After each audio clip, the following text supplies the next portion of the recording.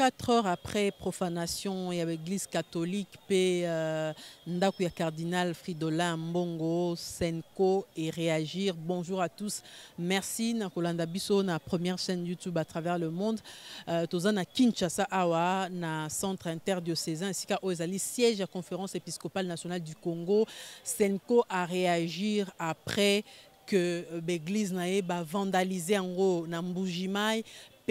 Ba jeunes gens bakendaki kwa ko sala pena menace nanda ko ya cardinal Fridolin Ambongo bazali ko la ki sapena consternation na bango na makambo nyonso elekani balobi ete makambo ne salami 24 heures après que secrétaire général ya UDPS a s'en prendre violemment na cardinal Fridolin Ambongo qui a commissaire église catholique de quoi makambo moko etali politique. Alors le lendemain nango nde ndako ya cardinal Ambongo zaki visité ba condamné ba acte wana pe bazali ko senga gouvernement congolais alandela penza makambo wana pona justice et salama bato wana basali ki makambo wana bazala identifier pe bazala puni na makambo basali ba bengi chrétiens se laisser emporter na makambo elekanaki ba garder sans front na bango mais tout en étant vigilant pe ba ko senga ba congolais nyonso bazala vigilant ba bi ba ko tikate mboka za mboka na biso nyonso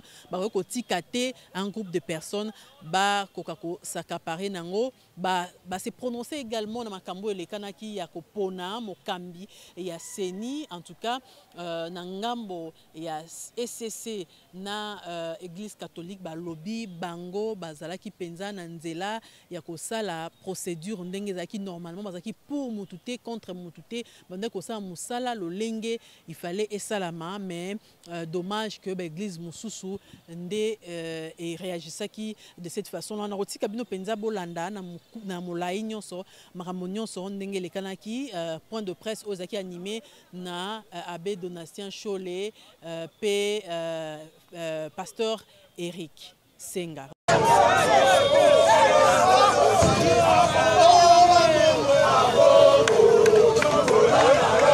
Devant l'église, le centre interdiocésain, nous sommes là, les jeunes sont en train de manifester spontanément sur l'archevêque de Kinshasa, Monseigneur Ambongo. Ce que nous voyons, nous sommes là, nous sommes en train de voir qu'est-ce qui se passe. Nous sommes là, donc nous relayons la colère de jeunes face à l'archevêque de Kinshasa qui a politisé l'église.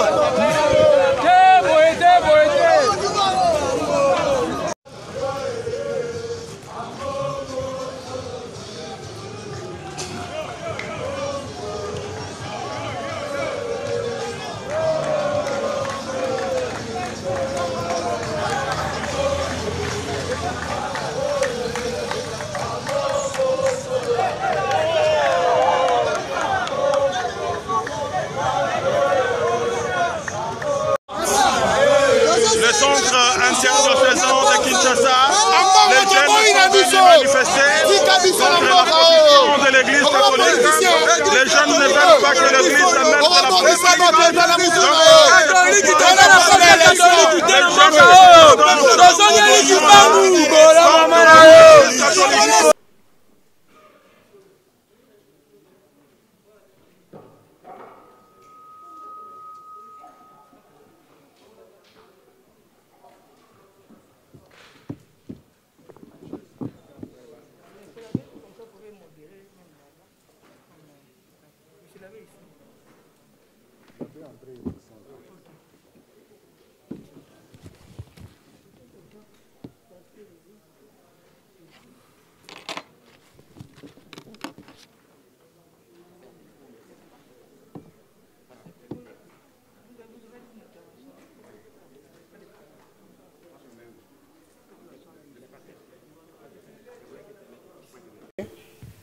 Fais-moi voir ce que j'ai dit de mal. Si j'ai bien parlé, pourquoi me frappes-tu? Jean 18, 23. Indignation de la Senko face aux attaques orchestrées contre l'Église catholique. Nous, cardinal, archevêque et évêque membres du comité permanent de la SENCO, avons été peinés de lire la lettre de son Excellence Monseigneur Emmanuel Bernard Kassanda, évêque de Mbujimayi, datée le 26 juillet 2021, faisant état depuis le mois d'avril 2021 des actes abominables de profanation sur les lieux de culte, paroisses, grottes mariales, hôtels, sanctuaires, etc. Actes allant jusqu'à sacraliser nos tabernacles où repose le très saint sacrement. Ce samedi 31 juillet 2021, nous avons été consternés de voir sur la toile une vidéo montrant le secrétaire général de l'UDPS, M. Augustin Kabouya, tenir des propos désobligeants à l'endroit de son éminence le cardinal archevêque de Kinshasa et de notre secrétaire général, les accusant entre autres de politiser l'Église. Juste le jour après, ce dimanche 1er août 2021, nous avons été une fois de plus troublés par les actes de vandalisme accompagnés des injures macabres posées à l'archevêché de Kinshasa et à la résidence de son éminence le cardinal par un groupe de jeunes non autrement identifiés qui, dans leur discours, ont repris certains propos du secrétaire général de l'UDPS. Notre peine est d'autant plus grande que toutes ces attaques manifestent une haine contre l'Église catholique. En effet, à cet effet, à notre connaissance, le cardinal n'a pas pris une position qui n'est pas celle de la SENCO dans le cadre de sa mission prophétique. La SENCO condamne fermement ces actes de violence inadmissibles qui sont une grave atteinte à la liberté religieuse et d'expression, mais aussi une entorse à la démocratie. C'est un grand recul sur le chemin de l'état de droit auquel aspire le peuple congolais. Pourquoi s'en prendre à la SENCO quand elle prêche la cohésion nationale? Pourquoi l'attaquer quand elle défend l'indépendance de la commission électorale indépendante, CENI? Elle ne fait qu'accomplir sa mission prophétique dans la recherche du bien-être du peuple congolais. Tout en condamnant ces actes ignobles, nous demandons à nos fidèles chrétiens et aux défenseurs de la démocratie de ne pas réagir violemment. La violence est l'arme de ceux qui manquent les arguments dans un débat démocratique et citoyen. Elle tue la démocratie qu'elle remplace par la dictature. La SENCO demande aux commanditaires de ces actes d'arrêter et au gouvernement de la République de prendre cette situation en main en identifiant ces inciviques qui ont opéré à visage découvert afin qu'ils soient sévèrement sanctionnés et que plus jamais pareille attaque ne se répète. Enfin, conformément à la doctrine sociale de l'Église, la SENCO réitère son engagement à poursuivre l'accompagnement du peuple congolais dans la consolidation de la démocratie et l'amélioration de ses conditions de vie. Pour l'amour des Congolais, la SENCO ne se taira point. Isaïe 62.1, à la signature des évêques membres du comité permanent. Je vous remercie. Na mokuse batata épiscope oyo basanganaka na likita ya comité permanent bakomi mokanda moye mpo na kolakisa na mokili boni Église catholique eyinami na boko bandeko na makambo ezanga ntina. Titre ya mokanda na bango ezali boye: soki nalobi mabe bolakisa ngai epai nalobi mabe, soki nalobi malamu mpo na nini bokobeta ngai? Jean 18, 23. Babandi na ino koloba boni boni bayokaki pasi awa batangaki mokanda ya episkopo ya Mbujimai ekoloba te kobanda sanza ya avril ya 2021 bandeko boko oyo bayebi pa bauti te bazali kosala makambo ezanga ntina kopanza baparoise kobebisa bagrote kokota ntina ndako nzambe bakei te kosambwisa tabernacle esika nzoto ya Yesu evandaka.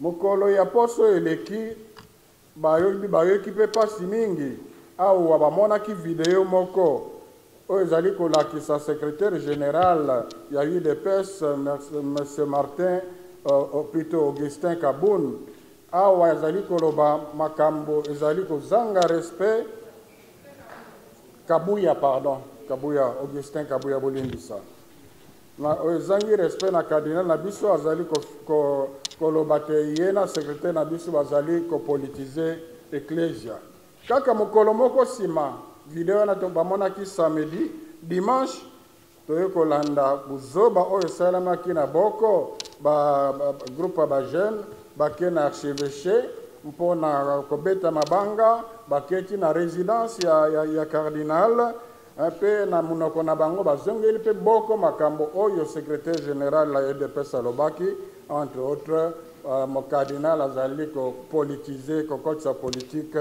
na église batata episkopo balobi boye esali biso pasi pamba te nyonso ezali kosalema wana ezali atake mpona moto moko te kasi ezali atake mpona eklezia katolike mobimba baepiskopo balobi boye bazali kolanda badéclaration ya cardinal me bamoni ata epai moko te oyo cardinal alobi likambo oyo ezali position ya Senko te donc oyo baposition cardinal azali kozwa Senko azali kosoutenir yango soki bolandi botangi message ya suka ya baévêque bokomona na kati appel à la cohésion bokomona polele te bazali pour projet ya loi oyo ya Noël Tchani te oyo basusu babengi congolité donc ezali position cardinal te ezali position ya Senko yango wana batata episkopo bazali kokondane makambo ya mobeya motindo wana oyo ezali na lopoto koporte atteinte donc oyo ezali vraiment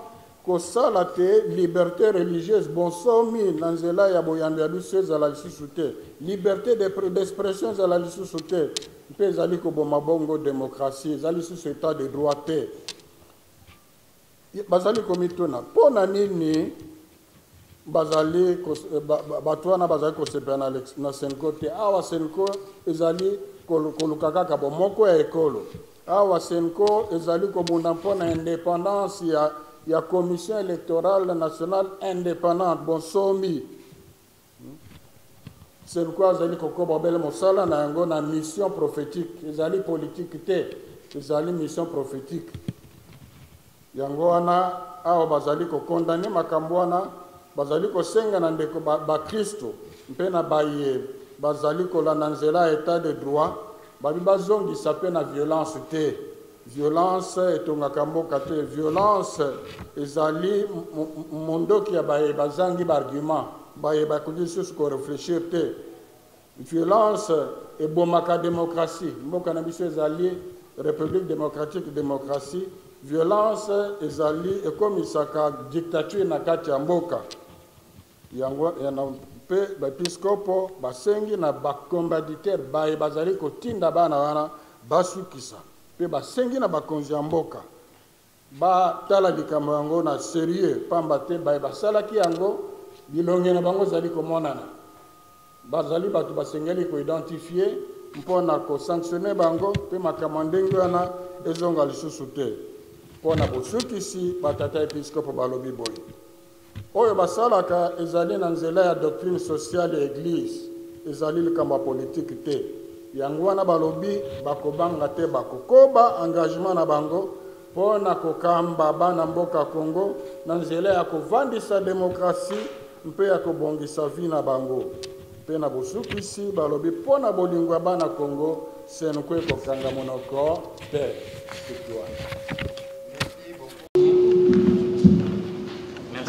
C'est Jonathan Cho pour les Télé 50. Ma première question, c'est par rapport à M. l'abbé Chollet. En fait, vous êtes accusé, vous, l'Église catholique, de politiser l'Église.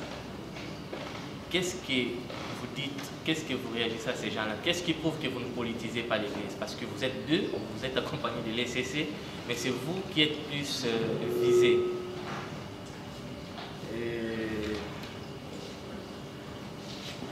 Deuxième question. Que prévoyez-vous faire vis-à-vis des propos de M. Augustin Kabouya, par exemple? Parce que vous avez dit face aux gens qui ont vandalisé la résidence de Monseigneur en Bongo pour réagissent pas, que vos fidèles ne puissent pas réagir par violence. Mais au niveau du secrétaire général, vous n'avez rien dit. Que prévoyez-vous faire par rapport à ces attaques-là? D'accord.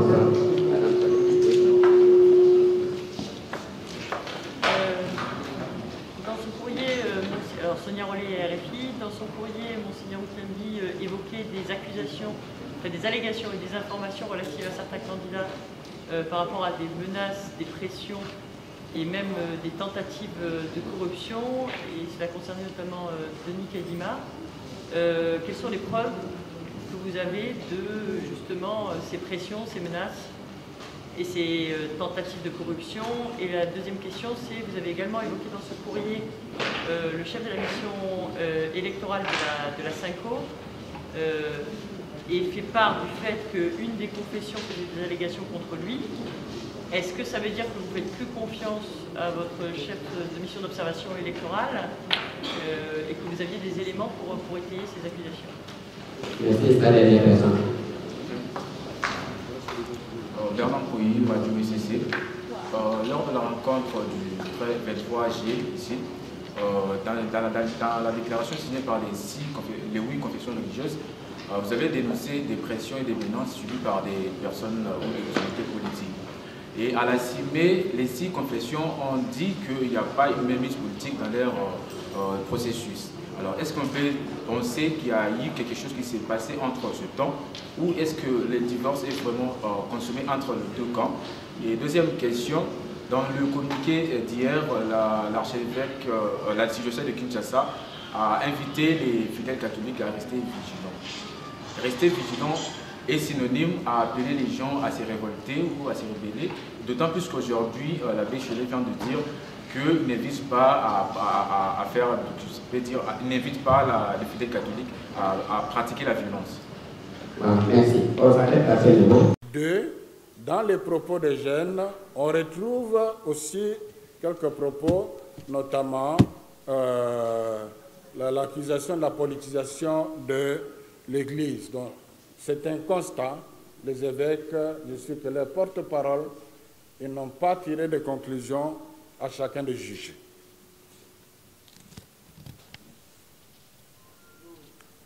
Alors, par rapport au candidat président de la CENI, s'il ne passait pas, on reviendra après.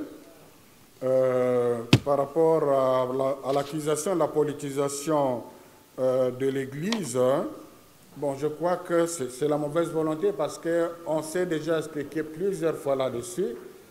Ce que le cardinal, l'Église fait aujourd'hui, c'est ce qu'elle a toujours fait hier. Ce que le cardinal dénonce aujourd'hui, c'est ce que le cardinal Maloula a dénoncé. C'est ce que le cardinal Monsengo, que certains ont diabolisé et puis ils ont canonisé. Donc, c'est la continuité. Et Tchao, la même chose. Donc, vous vous souvenez encore du pasteur Ekofo, c'est la mission prophétique. Donc, si vous allez, d'abord, rien d'étonnant, si vous allez dans la Bible, vous verrez que les relations entre les prophètes et les rois sont toujours tendues. Parce que la mission de prophète, c'est de dénoncer même au sommet de la nation les choses qui ne vont pas. Si c'est cela faire la politique, je suis d'accord. Mais je dis, ce n'est pas faire la politique parce que vous ne verrez pas, le secrétaire général demande au cardinal et à moi d'aller s'inscrire dans la liste des partis politiques.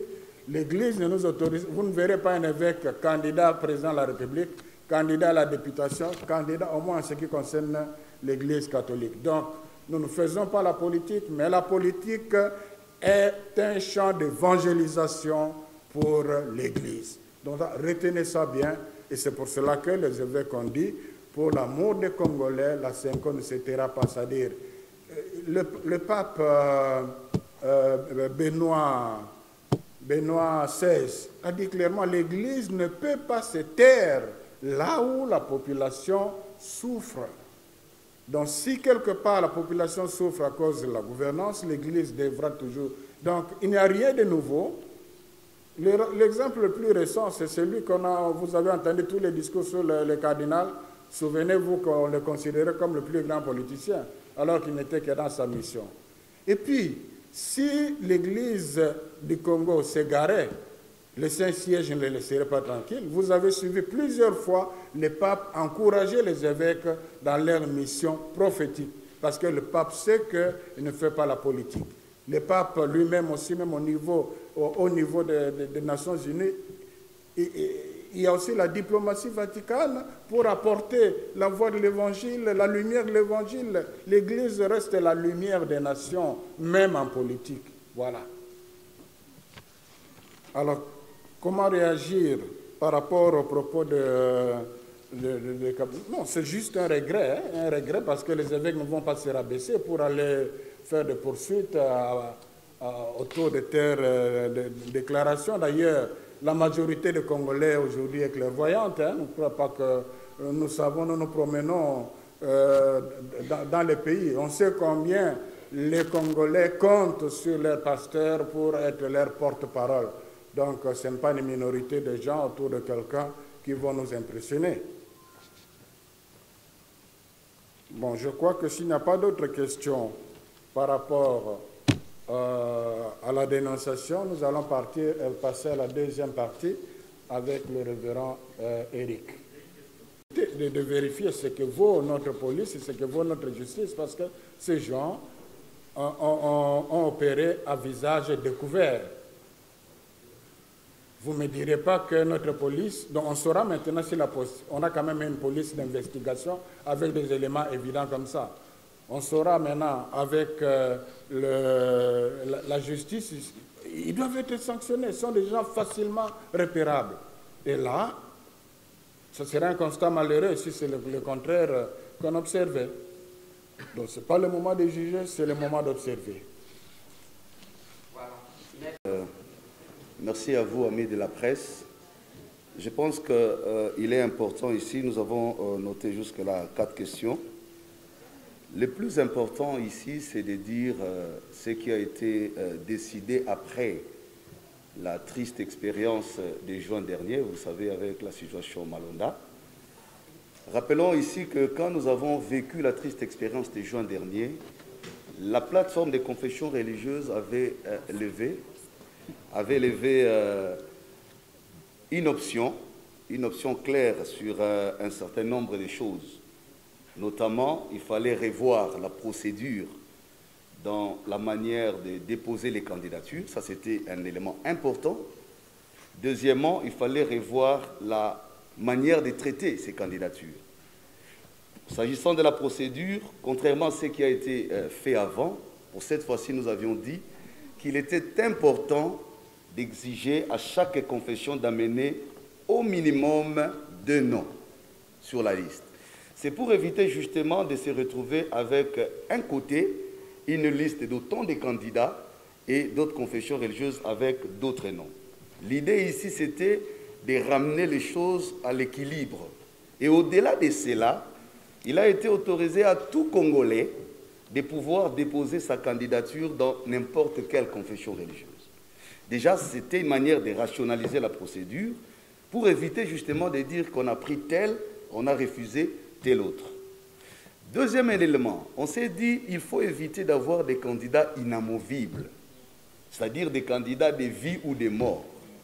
Les candidats que nous aurons au sein de la plateforme seront les candidats de la plateforme et non des confessions religieuses. Cela, c'était pour éviter aussi une sorte d'appropriation d'une des confessions religieuses à des candidatures, puisque les consensus étant voulus comme un mode par excellence, il est tout à fait normal que toutes les confessions religieuses n'apportent pas de candidatures. Et c'est ce qui a été vérifié. C'est-à-dire, même si l'ECC n'avait pas de candidature, c'est lui qui sortirait au nom et pour les comptes des confessions religieuses, le serait pour tout le monde. Troisième principe, il a été dit, lorsque nous allons traiter les candidatures, nous devons éviter les candidatures déjà à problème. Ce que nous appelons à problème, c'est-à-dire à connotation politique. Et là, nous voulons préciser, quand nous parlons des connotations politiques, ce n'est pas simplement des candidatures prétendues du régime politique en place. Même des candidatures qui ont des liens avec l'opposition. Vous voyez? Et ça, c'est une nuance détail. Et c'est par là que nous avons commencé. L'exemple est que pour les comptes de l'ECC, nous avions eu beaucoup de candidatures, bien qualifiées. Mais du moment où nous avons été alertés que telle candidature a des liens avec tel courant, nous en avons eu deux. D'abord, je reviens sur la candidature du pasteur Eyalé qui a été proposée. Si nous ne l'avions pas repris, pourtant ce sont des choses non justifiées et non fondées, mais seulement du fait que ça fait du bruit, qu'il a été candidat, et les partis qu'il a présentés, si bien qu'il a été comme indépendant, mais proche du courant Katumbi, sans même amener ses noms, déjà à l'interne, la commission qui a travaillé à l'ECC a retiré les noms. Et c'est pareil avec l'Église catholique. Il y a d'autres candidatures qui étaient sur la liste de l'Église catholique. Du moment où nous avons été alertés que telle candidature a des liens ou des rapprochements, ou pourrait attirer des discussions, créer des polémiques, nous avons pris soin. Et c'est ce qui a été demandé à chaque confession religieuse de faire. Donc ce n'est pas un préalable calculé sur la personne des candidats X ou Y. C'était un principe général. Et tout au long du processus, on a cessé de les répéter. Donc je commence par là pour nous dire qu'il y avait déjà des préalables adoptés par un engagement collectif par toutes les confessions religieuses qui ne devraient plus faire l'objet des débats à ce stade. Arrivons maintenant au niveau de la procédure elle-même. Je vous donne déjà les tableaux pour essayer de répondre peut-être à certaines questions. Vous avez appris. Rappelons ici que la plateforme des confessions religieuses est régie par une charte. Et l'article 18 de la charte dispose que c'est le président qui a compétence. Et ça, c'est le principe élémentaire de toute organisation, de toute administration, de convoquer la réunion. Nous sommes ici en une réunion ordinaire convoquée sur base d'un objet clair, la désignation de nos candidats à la CENI. Je vous épargne des détails des délibérations, mais la particularité ici, c'est que tous ceux qui ont été retenus sur la dernière liste sont passés par des interviews. Et ça n'a pas été fait auparavant. Donc, tous les candidats au même niveau ont eu le même bénéfice et ont été écoutés de la même manière. Mais quand on arrive maintenant à l'examen des candidatures, il ne faut pas confondre l'audition des candidats par la plateforme et l'examen des candidatures par la plateforme. L'audition est ouverte aux candidats, aux récipiendaires, tandis que l'examen revient à la compétence de la plateforme. Au niveau de l'examen, il y a deux aspects majeurs. Il y a les aspects liés à la technicité des candidats et il y a les aspects liés à la personnalité des candidats. Au niveau de la technicité, nous évaluons tout ce qui rentre dans la matière de gouvernance, de la mécanique électorale, les connaissances sur les fonctionnalités, l'expertise, les connaissances autour de la gouvernance électorale, du leadership électoral. Mais sur la personnalité du candidat, qui est pour nous l'élément crucial, nous évaluons l'indépendance du candidat vis-à-vis des politiciens. Nous insistons, on ne dit pas vis-à-vis du pouvoir, mais vis-à-vis des politiciens, opposants comme ceux qui sont au pouvoir. Nous évaluons l'éthique du candidat, sa réputation, ainsi que tout ce qui rentre dans le leadership et management électoral. Ce sont là les deux éléments sur lesquels on évalue. Et tous les candidats, les 4 sur la liste, sont passés au premier examen, c'est-à-dire sur les éléments techniques. En tout cas, il y a eu consensus sur ce point de vue. Quand nous disons consensus, c'est-à-dire il y a eu une grille d'appréciation qui a présenté les tableaux de chaque candidat.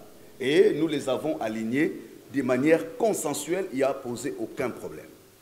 Mais c'est quand on arrive à l'évaluation des aspects des personnalités. Vous savez, quand les législateurs confient aux confessions religieuses la responsabilité de désigner le président de la CENI, il faut relier la pensée du législateur à la disposition constitutionnelle, au consensus dégagé à Sun City et aux réalités expérimentales des processus électoraux. C'est là qu'on peut comprendre que veut dire le législateur. En substance, les législateurs considèrent que les confessions religieuses ont une caution morale, sont défenseurs de la moralité publique et incarnent l'indépendance de l'institution. La CENI n'est pas une commission parlementaire. La CENI n'est pas une institution politique. Elle est une institution citoyenne et partant indépendante. Donc la garantie suprême de la CENI, en tant que telle, sur la base de notre constitution, c'est son caractère indépendant. Et vous savez comme nous, tout ce que nous avons connu dans les différents processus électoraux, ce n'est pas forcément lié à la technicité, à la mécanique électorale, c'est toujours le problème de leadership, management, courage exceptionnel. Et c'est ce qui a fait que notre communiqué du vendredi, vous l'avez suivi, signé par les 8 confessions religieuses, qui mettait en exergue le profil du candidat à la lumière de la loi, en insistant sur les aspects de l'indépendance, de la moralité, de la compétence, mais aussi et surtout sur le courage exceptionnel de dire la vérité. Et donc, quand nous arrivons finalement à cet exercice, il s'est posé un problème. Le problème, c'est des griefs qui sont soulevés, entre autres, sur un des candidats. On dit, par exemple, il y a tel aspect des choses. Et je voudrais vous dire, les aspects, même quand nous avons fait les communiqués, quand vous entendez les intimidations, parce qu'on a suivi les débats à la télé, tous ces jours, les week-ends, il y a une série de confusions. Ce n'est pas l'ECC qui a été intimidé, ni la CELCO. Les intimidations, les dénonciations, nous sont rapportées par nos collègues membres de la plateforme. Et ça doit être clair. Si tel n'était pas le cas, ils n'auraient pas signé les communiqués. Les uns les autres, le moment venu, nous y allons mollo mollo. Les uns les autres n'ont pas pu contredire. Séance tenante, ça a été rapporté. Et c'est là qu'il faut faire la différence entre les soupçons et les allégations. Il faut faire la différence entre les témoignages et les dénonciations. Quand on entend ces débats des droits en disant « il n'y a pas de preuves matérielles », mais les juristes le savent, un témoignage vaut preuve, une dénonciation vaut preuve. Quand je vous dis que je ne passe plus une nuit chez moi à la maison, parce que je suis victime de telles menaces, parce qu'on me dit si je ne pose pas tel acte, je subirai telle conséquence. Vous voulez quelle autre preuve matérielle? Et quand c'est là, les choses sont rendues publiques. Si les confessions ne les avaient pas rendues publiques, on aurait dit, mais pourquoi tout ce temps ils n'ont jamais dit? Mais vous avez suivi un communiqué. Communiqué signé, j'insiste, par les 8 confessions religieuses. Si le problème de preuve s'est posé, c'est à ce niveau-là qu'il devrait se poser. C'est là qu'on allait dire, nous ne signons pas ces communiqués parce qu'il n'y a pas de preuve de ce que nous affirmons. Donc il faut qu'à un certain moment, nous ayons tous le pied sur terre. Donc le faux débat qu'on veut soulever et dévier la question ne nous aidera pas. Je reviens dans le fait. Ce qui fait que quand on a mis en évidence tous ces éléments, les débats chez nous n'étaient pas de dire que les allégations sont fausses. Les débats qui n'ont pas trouvé consensus étaient plutôt de dire, une partie, l'ECC, la CENCO estime que ces allégations sont de nature à jeter le discrédit sur l'indépendance du candidat. Ça affecte son éthique et ça touche à la réputation des confessions religieuses. Nous avons aussi une crédibilité à préserver.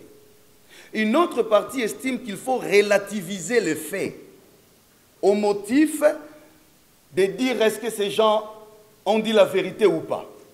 C'est là le vrai débat. Le débat n'est pas autour de l'existence de preuves. Le débat est au niveau, faut-il considérer les preuves comme valables ou il faut les relativiser? Nous nous disons, elles ne sont pas relativisées parce qu'elle a dépassé les niveaux du contenable. Vous savez, nous sommes église. Un chrétien qui commet une bavure vient voir les prêtres ou les pasteurs, confesse. Ça, c'est une chose. Si le prêtre sort l'affaire sur la place publique, il fait offense à sa clause de confidentialité, à son éthique. Mais si le même fait révèle le caractère du scandale et touche à la moralité publique, pour préserver les témoignages de l'Église, on le met sous suspension. Ça, c'est la pratique. Et nous parlons de ce qui se passe dans les milieux religieux. Les gens font le débat autour de la charte disant « Pourquoi n'êtes-vous pas allé au vote ?» Le vote est un mode qui intervient après avoir vidé les fonds dans le traitement d'un dossier. Et ça, c'est très important. On ne peut pas évoquer le vote comme un détour, un contour pour éviter le problème des fonds. Non. On en vient au vote lorsqu'on veut départager des candidats qui ont satisfait aux critères de l'éligibilité. Vous êtes un jury. On dit qu'il ne peut être délibéré que l'étudiant qui a 45%. Mais un étudiant à 25%. 5 membres de jury ont dit nous, 25% ou pas, c'est lui qui doit distinguer. La rationalité à quel niveau? Donc c'est ça, c'est là où nous sommes bloqués. Nous étions bloqués parce que nous avons dit, ben écoutez, vous avez entendu qu'on a dit, l'abbé Chollet a éteint la lumière, vous êtes sortis, il n'y a pas eu respect des candidats. Là encore, c'est terrible. C'est pourquoi nous exhortons nos amis de la presse, lorsque vous n'avez pas assez d'éléments d'information, la prudence exige de se retenir et d'affirmer. Je m'excuse, vous permettez, parce que je dois...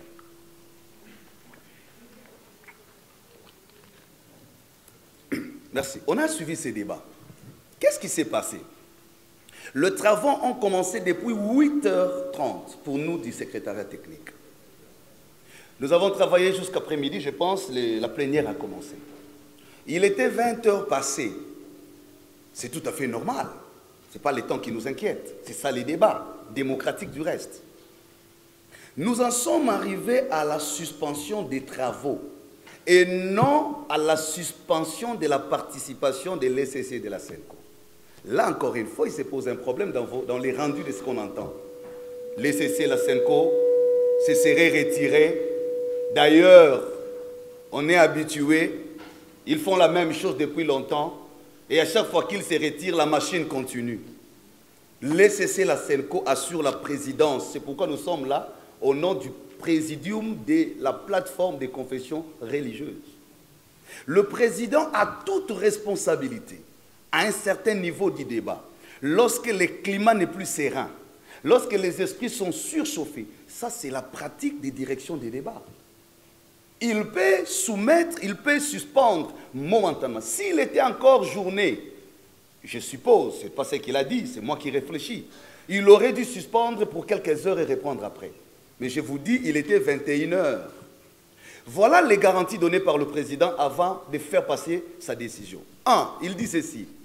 Je prends la responsabilité de contacter l'autorité habilitée, donc le président du Parlement, parce que nous courons à un délai, pour solliciter un délai de prolongation, puisque les uns les autres présentaient les motifs du délai comme condition sine qua non à vider absolument in extenso la question. On dit non, le président prend la responsabilité de voir le bureau du Parlement. Deuxième garantie, il dit je prends la responsabilité de vérifier ces éléments parce qu'on cite les noms de certaines autorités. Nous avons la responsabilité de préserver la réputation de nos institutions. Lorsque les noms de certains animateurs des institutions sont cités à une procédure qui ne relève pas totalement de la compétence des confessions religieuses, c'est de la compétence de la souveraineté nationale. Et nous ne pouvons pas nous verser dans la presse pour commencer à dire X autorité est citée, Y est citée parce que vous demandez des preuves. C'est irresponsable. Nous avons la responsabilité de préserver la réputation et des autorités et des institutions. De telles situations, comment elles se règlent? On approche les concernés, on aborde comme des hommes mûrs. On trouve des solutions. La question devrait être posée. Est-ce que le président et le vice-président ont-ils ou non accompli leurs promesses? Oui, vous nous avez vus au bureau du président Bosso. Nous avons parlé avec le président. pendant autant d'heures. Et la conséquence positive, vous avez appris qu'il y a eu prolongation. Parce que le président a écrit, Mbosso a écrit au président de la plateforme pour accorder 48 heures de prolongation. Des deux, des investigations ont permis à pouvoir réunir les éléments qui nous semblaient encore une fois convaincants pour essayer de donner un point de vue clair à ces sujets. C'est à l'issue de ce travail, et vous avez suivi, que le président a reconvoqué les collègues pour poursuivre les travaux. Je pèse bien les mots. Nous sommes dans une situation de suspension des travaux, pas de suspension de la participation de qui que ce soit. Peu importe les humeurs sur ces entrefaites, ça n'affecte pas la légalité de cette suspension. La preuve, c'est que la suspension a été légale, vient du fait que tout le monde s'est retrouvé, c'était le vendredi. Le vendredi. Alors, si les gens, les amis sont venus, les chefs et les confessions sont venus, toutes ensemble, ça suppose que tout le monde savait que les travaux étaient suspendus et nous avons repris. À la discussion de ces derniers jours, d'ailleurs, c'était présenté dans les rapports, dans la convocation, déjà le présidium a donné une ouverture pour élaguer ce qui s'est dit sous la toile, qu'il y aurait intention d'imposer un candidat, qu'il y aurait intention d'en exclure X au motif d'appartenir à la tribu, ce qui est vraiment ridicule. Il y a tout ce qui a été dit. Voilà la proposition qui a été dans l'invitation. Le président dit ceci, après concertation avec son collègue. Première ouverture, nous enlevons les candidatures, parce que pendant qu'on parlait d'un candidat X, les autres ont aussi soulevé leurs éléments sur le candidat Y. Je voudrais préciser une chose. On ne reproche pas à un candidat le fait d'aller voir un président d'une autre confession religieuse pour solliciter un soutien. Ça, c'est légal. On ne condamne pas un candidat d'avoir une appartenance à un parti politique. La Constitution garantit à tout Congolais la liberté d'opinion. On ne reproche pas non plus à un candidat d'avoir eu des entretiens avec qui que ce soit, même avec un acteur politique. Mais on reproche qu'une candidature devienne un agenda politique. Il faut faire la nuance. On reproche qu'une candidature devienne une sous-traitance politique. On condamne que les confessions religieuses deviennent une sous-traitance politique, pour l'opposition ou pour la majorité. C'est à ce niveau que les politiques vont nous respecter. C'est à ce niveau que nous allons prendre de la hauteur. J'ai soulevé cela pour vider la question des accusations de X ou Y.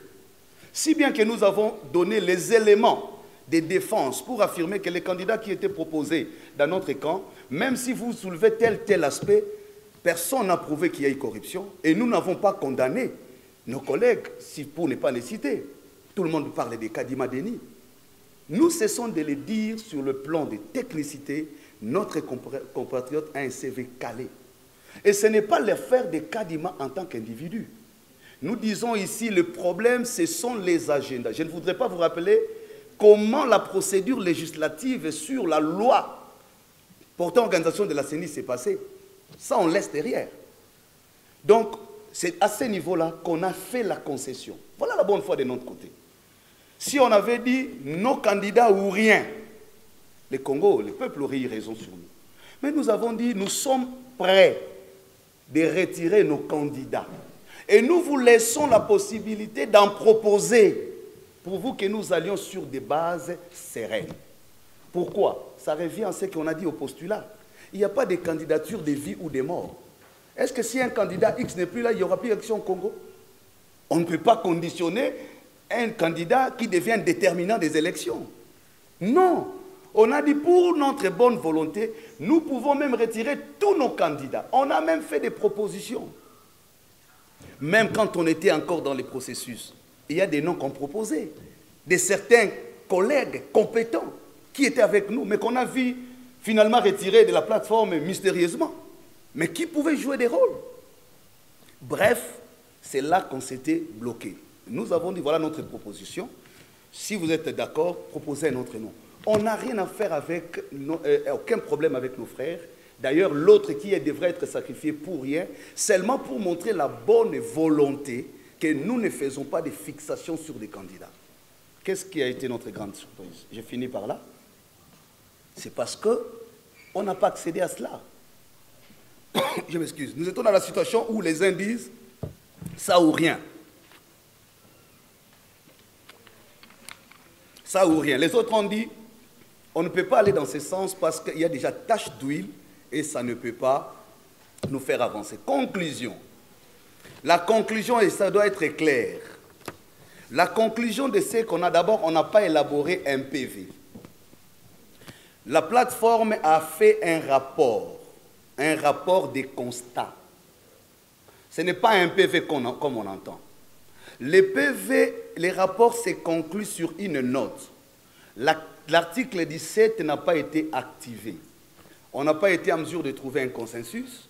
On n'a pas non plus la possibilité d'aller au vote. Ça suppose, les modes de désignation coulés en l'article 17 n'a pas été actionné. Nous avons remis à l'institution qui a reçu le mandat de la Constitution d'arbitrer cette étape des choses, notre rapport.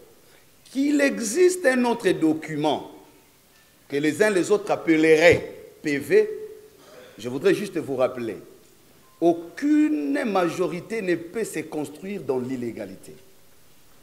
Si les députés de, comment on appelle, Union Sacrée, se retrouvaient à l'hôtel du fleuve Congo pour une réunion et qu'ils prennent toutes les options qu'ils veulent, c'est de leur droit. Mais prendre les options prises à l'hôtel du fleuve Congo, les ramener à l'hémicycle comme des décisions à caractère juridique, c'est que nous sommes en train d'humilier nos institutions.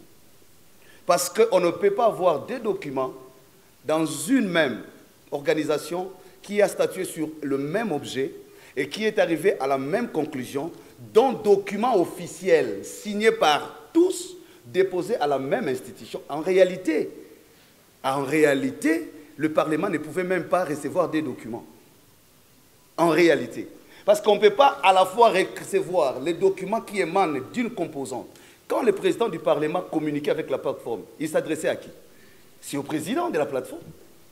Toutes les communications se passent entre le président du Parlement, de l'Assemblée nationale et le président de la plateforme. Alors, qui est 6, 8 ou ce que vous voulez, qu'ils disent, ça peut avoir tout ce que vous voulez. On peut appeler ça mémo, on peut appeler ça lettre d'amour et de loyauté. On peut appeler tout sauf PV.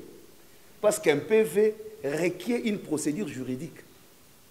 Il faut qu'il y ait qualité de celui qui l'établit. Il faut qu'il y ait qualité de celui qui le signe. Il faut qu'il soit discuté, adopté. Et c'était là qu'il peut revêtir un caractère juridique et opposable à tous. Je vous remercie. Les raisons qui ont fait que l'SCC et la SENCO disent non au candidat X, il faut retenir ceci.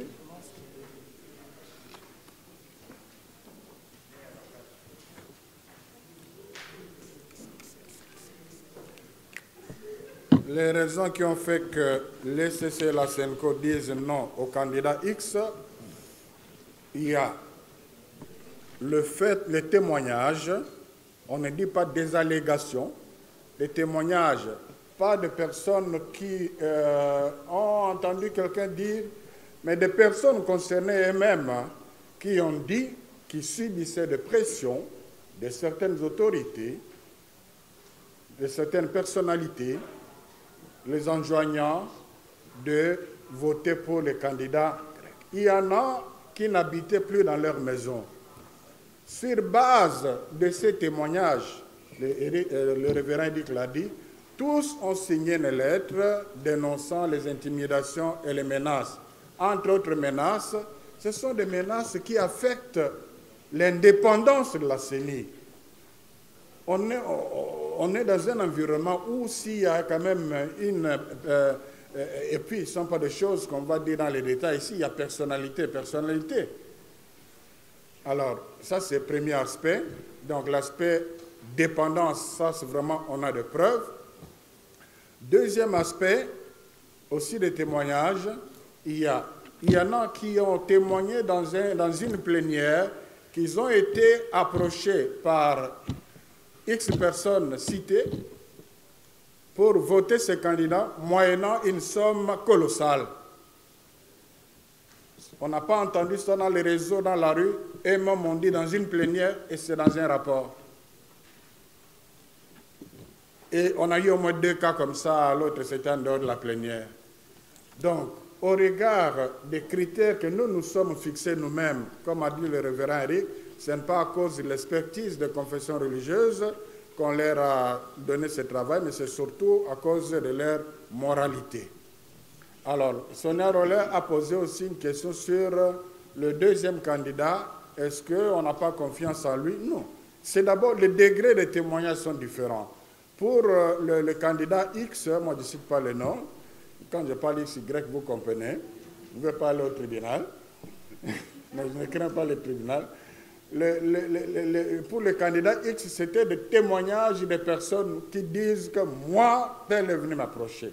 Pour le candidat Y, c'est quelqu'un qui dit, un des chefs m'a dit, citez son nom, il n'a pas voulu citer. Alors que pour les autres, nous avons cité, c'était clair. Bon, donc c'est quelque chose qui nous a... Alors, on a compris que c'était une stratégie pour le mettre dans le même sac afin de sauver le candidat X. On a vu les pièges dans ce cas-là, et puis pour ne pas donner l'impression que nous, on ne veut pas de X au profit des Grecs, que le deux partent. Donc nous avons pleinement confiance en lui. C'est un homme qui aura toujours notre confiance. Donc ce n'est pas qu'on a cru à ce qu'on a dit, mais on a voulu vider un prétexte. Voilà. Alors je reviens, le passage, il ne faut pas accuser le président de la plateforme de n'avoir pas respecté la charte qui dit qu'en cas de consensus, il faut passer aux élections. Au vote plutôt. Alors, que ce soit clair, il y a des conditions pour passer du consensus au vote. La condition, c'est l'établissement de l'éligibilité de ces candidats par rapport aux critères que nous nous sommes fixés. Je donne un exemple beaucoup plus clair sur le plan légal. L'actuelle loi dit que pour être animateur de la CENI, il faut avoir au moins 30 ans. Alors, prenons un cas de figure où un groupe de confessions religieuses vient avec un candidat qui a 29 ans, qui a beaucoup de qualités. Toute l'expertise, la gouvernance électorale est là. Et un autre camp dit non, même s'il a toutes ces qualités, mais il n'a pas l'âge. On peut relativiser l'âge. Est-ce que dans ce cas-là, un président de séance responsable peut-il organiser un vote? Organiser un vote, c'est consacrer l'illégalité. La majorité voterait ce jeune-là. Et alors là, nous sommes sur le plan mathématique, c'est clair, mais ici, nous sommes sur le plan éthique par rapport aux témoignages, aux allégations qu'on a considérées graves. Les conditions de légitimité n'étaient pas là. Donc, si on avait 2 ou 3 candidats qui étaient acceptables par tous, pour les départager, on irait au vote. Donc, on n'a pas refusé le vote, mais les conditions de vote n'étaient pas accomplies. À l'apologie du tribalisme, c'est lié avec la question des vraies raisons.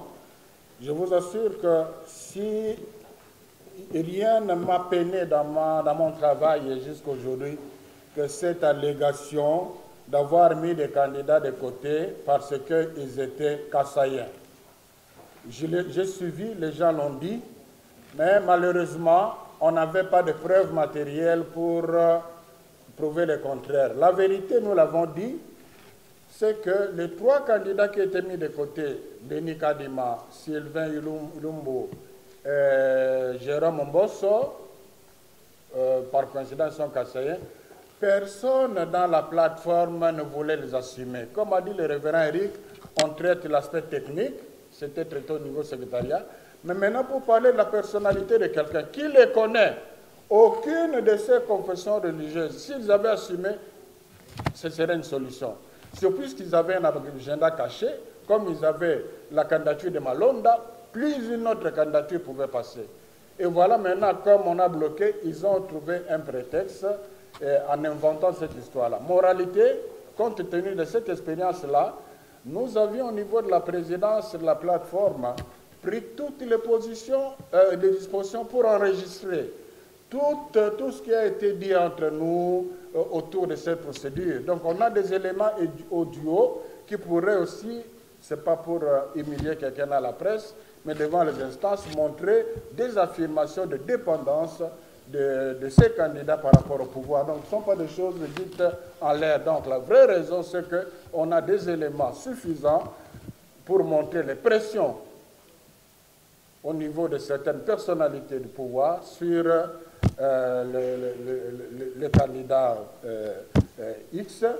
Et ça, c'est déjà suffisant parce que la commission électorale doit être indépendante. Tous nous avons salué la grande expertise du candidat X. Personne ne l'a mis en cause. Alors, bon, évidemment, les autres ont voulu relativiser en disant qu'ils ne sont pas directement concernés. Mais on est dans un environnement quand le pouvoir vous adopte. Qu'est-ce qu'on peut espérer? Je crois que vous conviendrez avec moi que le président de la CNCO, le président de l'ECC, avait raison de ne pas trouver ce candidat éligible. Soutenir les candidats de l'Amboka, mais c'est vraiment une idiotie parce que ce n'est pas seulement avec ces manifestations. Depuis 2 mois, l'Amboka demande aux confessions religieuses de ne pas présenter un candidat Tsemi. Donc nous avons fait tout à fait le contraire de ce que l'Amboka a demandé. Comment est-ce qu'on pouvait avoir un candidat de l'Amboka et que l'Amboka nous empêcherait d'aller assister? Soyez quand même critiques, ces journalistes. Je crois que vous avez tous un minimum d'éléments pour critiquer. Il y a des questions qui ne devraient pas être posées à ce stade. C'est contradictoire. On a le candidat de quelqu'un, avant même de commencer, il nous dit qu'il ne faut pas aller. Eric l'a dit, il y a des candidats aussi valables du point de vue expertise. Je ne cite pas de nom. Mais que nous avons enlevé de la liste parce qu'ils sont des mèches avec certains du pouvoir qui ne sont pas du pouvoir, certains politiques. Donc nous avons voulu être corrects avec nos engagements par rapport c'est le pays qui est engagé. Nous voulons les élections libres et crédibles ou pas. Toute la question est là. Ou alors qu'on fasse clairement les choses, on nomme quelqu'un. Il y a des pays où c'est le ministère de l'Intérieur qui organise les élections. Mais qu'on le dise clairement, plutôt que de chercher à utiliser les confessions religieuses comme une blanchisserie. C'est le rôle que la CNCO et l'ECC n'acceptera jamais. Alors, bon, que prévoit notre charte ne prévoit pas ça. Notre charte prévoit la bonne foi. Alors là, on nous accuse de glissement. La solution que la présidence avait eue, c'est pour éviter le glissement. Si ce ne sont pas des candidats de vie et de mort, l'ouverture avait été donnée pour qu'on vienne avec notre candidat. Si on avait évolué, on aurait fini. On aurait fini. Donc, je reviens sur ce que vous avez trouvé de louche. Je crois qu'il y avait un problème de communication. Quand le président de la plateforme a communiqué, il a dit que nous nous sommes mis d'accord. Il avait raison. Nous nous sommes mis d'accord sur les désaccords. Donc, on s'est mis d'accord sur les désaccords. Donc, ça signifie que tout le monde était d'accord que, par rapport à la mission qui nous a été confiée, on n'a pas trouvé de solution. Alors, s'il y a autre chose qui s'est boutiquée à l'hôtel du Fleuve, alors qu'ils disent les élections 6 sur 6, non 6 sur 8. Voilà, c'est ça la conclusion. Voilà, je vais juste compléter même beaucoup de réalité dans ce que notre ami a dit. Nous avons besoin de vous, les amis de la presse, pour ce travail, parce que c'est notre pays, c'est notre patrimoine commun. Nous avons souvent l'impression qu'au niveau de l'opinion, il n'y a pas une bonne perception de ce qu'on appelle l'Église. On vous suit parfois dans les débats, dans les commentaires. Je vais combiner ces 2 questions. Est-ce que l'Église peut-elle ou non faire la politique et quel type de politique? Et cette affaire de tribalisme. L'avantage peut-être que nous avons, la CNCO comme l'ECC, c'est d'être des institutions ecclésiastiques et sociales. C'est-à-dire qu'en tant que telle, la direction d'une grande église, quand vous parlez de l'ECC, est-ce que vous vous représentez comment elle fonctionne? C'est l'ensemble des communautés protestantes. Une seule communauté de l'ECC a une représentation nationale. C'est d'ailleurs la condition. Nous avons ce que nous appelons aujourd'hui confession religieuse, l'armée du salut. Elle fut notre communauté. Peut-être que vous ne le savez pas. C'est-à-dire, en termes d'ancrage sociologique, en termes de représentativité nationale et internationale, l'Église catholique et protestante remplissent ces conditions. Donc ce n'est pas un président de l'ECC qui se réveille et commence à donner des décisions comme il veut. Ça ne se passe pas comme ça chez nous. Il y a des organes. Les décisions sont organiques. Et pareil, vous avez suivi les mots de la SENCO. Ça commence par cardinal, archevêque. Ça suppose que ce n'est pas l'affaire du porte-parole. Ce n'est même pas le président de la SENCO qui prend en lui seul ou de l'ECC en lui seul des décisions. Ça, c'est important de le savoir. Ce qui fait que nous sommes mieux implantés dans tout le pays. Nous sommes mieux pour parler de l'unité nationale. Beaucoup de partis politiques n'ont pas de représentation nationale. Vous entendez, on parle des églises dans le Kasaï. C'est que nous sommes dans le Kasaï, certains politiques n'y sont pas. Il y a des coins où l'État n'est pas suffisamment représenté, mais nous sommes là comme église. Ça, vous devez le savoir. Et c'est ça même notre humilité en tant qu'église.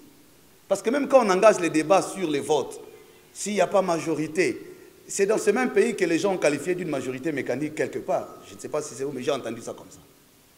Est-ce que si vraiment on peut parler en termes d'ancrage sociologique, soit dit vrai entre nous, peut-on vraiment mettre sur balance les institutions ecclésiastiques qui n'ont pas que le mandat de désigner le président de la CNI? Je veux vous rafraîchir l'esprit. Savez-vous qu'à ce jour où nous parlons, l'ECC et la SENCO ont déjà produit, ensemble avec, d'abord, d'une part, ensemble avec les autres organisations, ce qu'on appelle les référentiels. Nous sommes le seul confession religieuse ayant travaillé en matière de réflexion sur les réformes électorales. Des deux, au moment où nous vous parlons, nous avons déjà fini l'élaboration de notre projet conjoint sur l'éducation civique, sur la sensibilisation, sur le plaidoyer et sur l'observation. Donc si nous devons être rigoureux sur pied de l'article 10 de la même loi sur laquelle les gens sont en train de s'appuyer, la loi dit ceci, on peut vous la lire. Il y a 3 conditions de fond pour qu'une organisation présente la candidature. L'article 10 et 12 de la loi encerclent les conditions. L'article 10 encercle les conditions de l'organisation.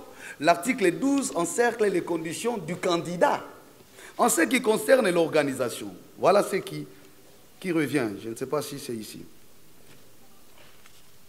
Voilà. Les confessions, c'est l'article 10, point 3.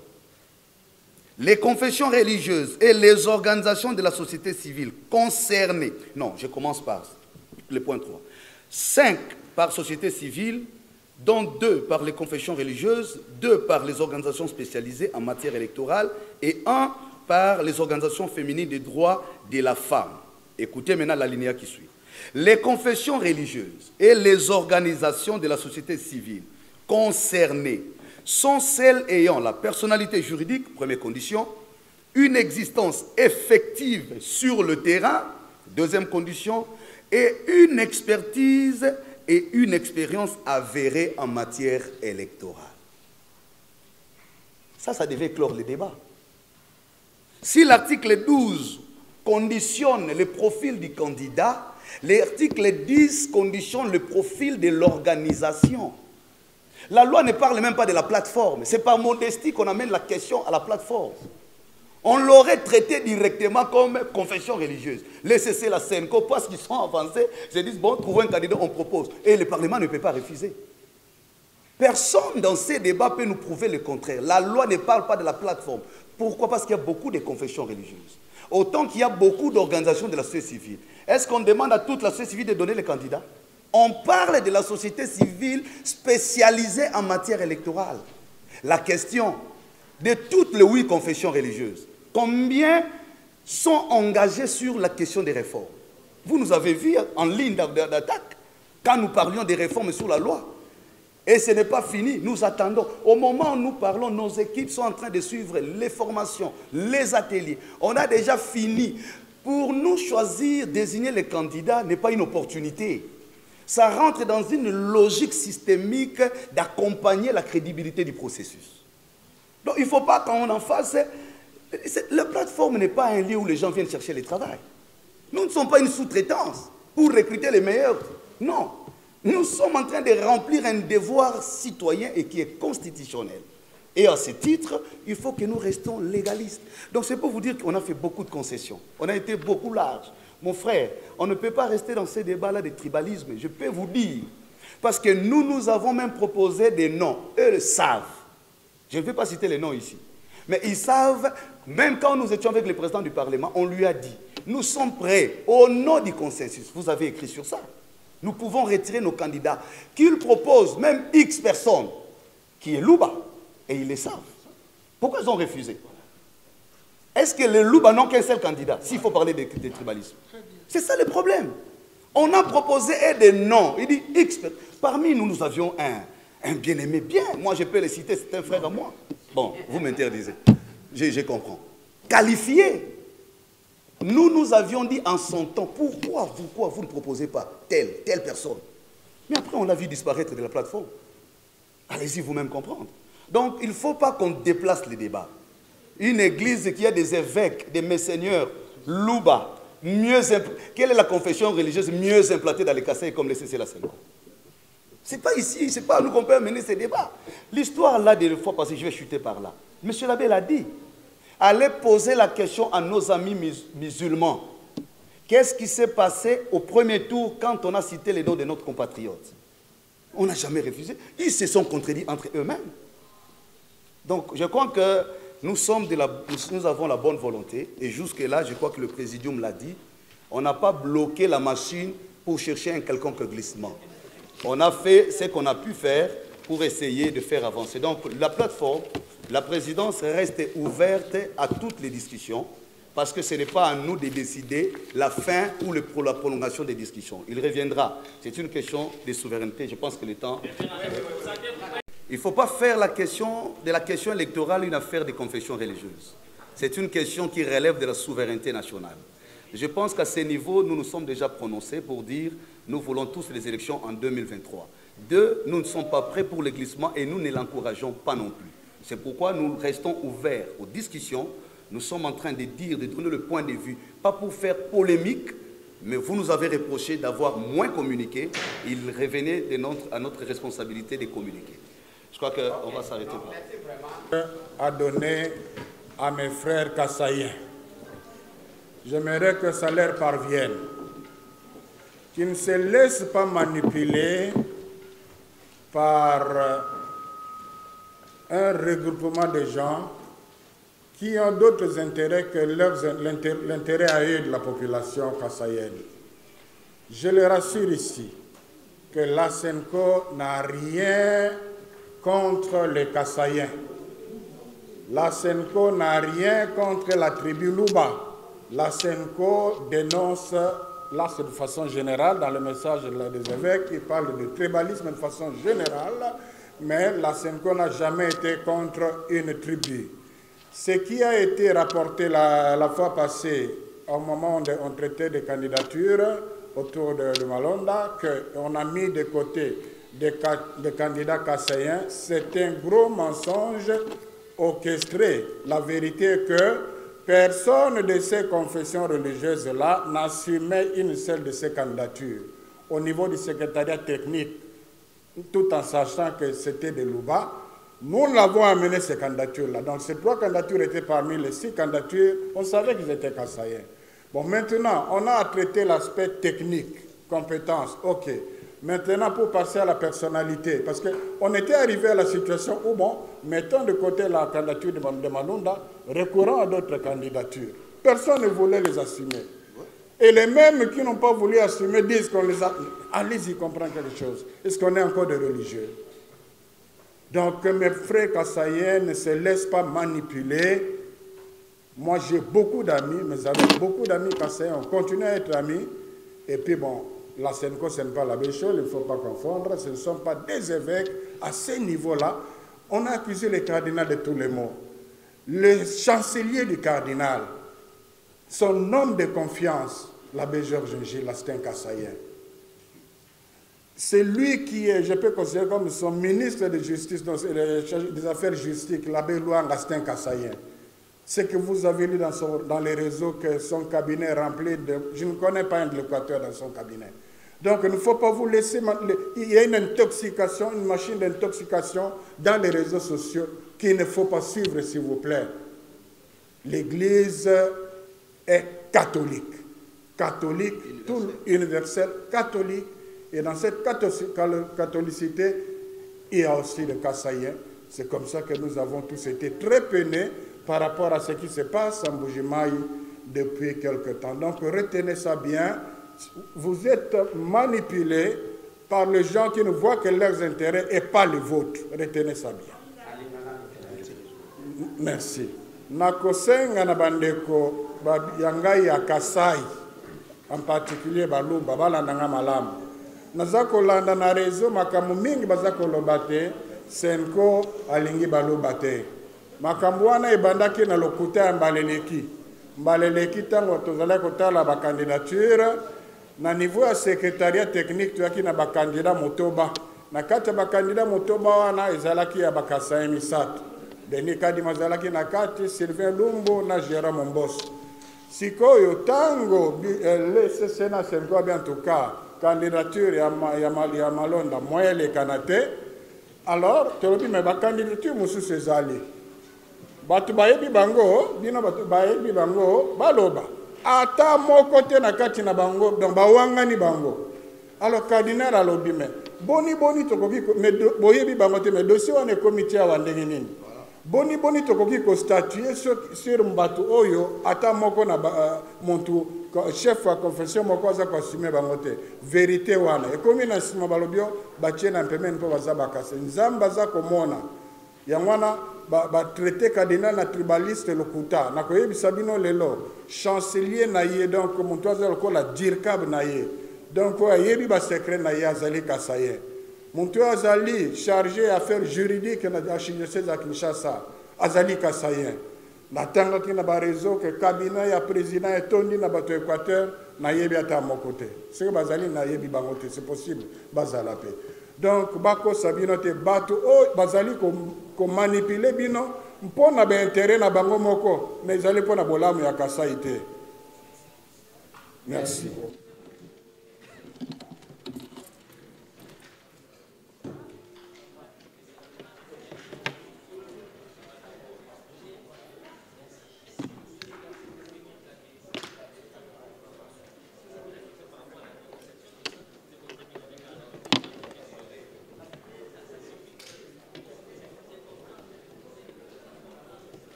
Salomon a